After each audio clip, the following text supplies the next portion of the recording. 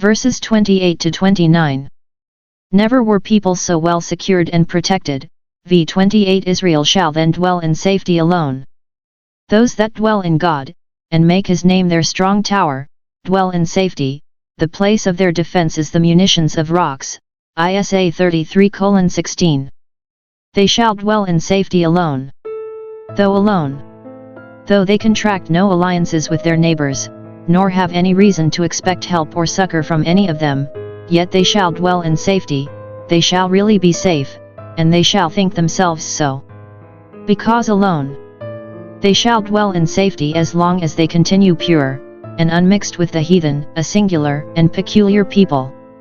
Their distinction from other nations, though it made them like a speckled bird, J 12:9, and exposed them to the ill will of those about them, yet was really their preservation from the mischief their neighbors wished them, as it kept them under the divine protection.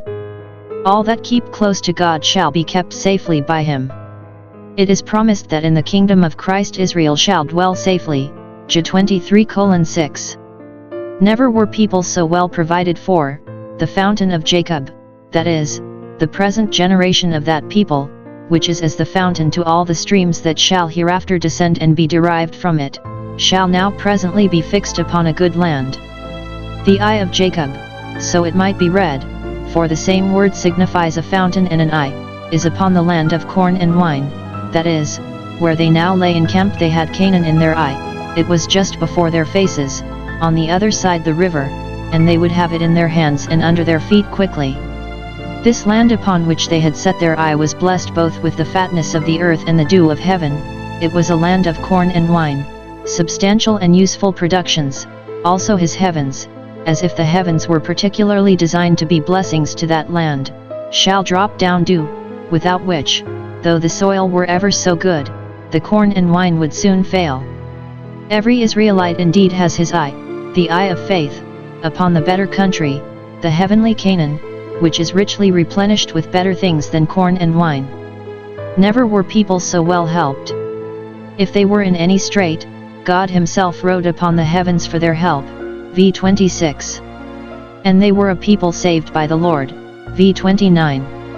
If they were in danger of any harm, or in want of any good, they had an eternal God to go to, an almighty power to trust to. Nothing could hurt those whom God helped, nor was it possible that the people should perish which was saved by the Lord. Those that are added to the gospel Israel are such as shall be saved, Acts 2:47. Never were people so well armed. God himself was the shield of their help by whom they were armed defensively, and sufficiently guarded against all assailants, and he was the sword of their excellency, by whom they were armed offensively, and made both formidable and successful in all their wars. God is called the sword of their excellency because, in fighting for them, he made them to excel other people, or because in all he did for them he had an eye to his sanctuary among them, which is called the excellency of Jacob. PS 47:4, Es. 24:21, Amos 6:8. Those in whose hearts is the excellency of holiness have God himself for their shield and sword, are defended by the whole armor of God. His word is their sword, and faith in it is their shield. F 6:16, 17. Never were people so well assured of victory over their enemies. They shall be found liars unto thee, that is, shall be forced to submit to thee sorely against their will, so that it will be but a counterfeit submission, yet the point shall be gained, for thou shalt tread upon their necks.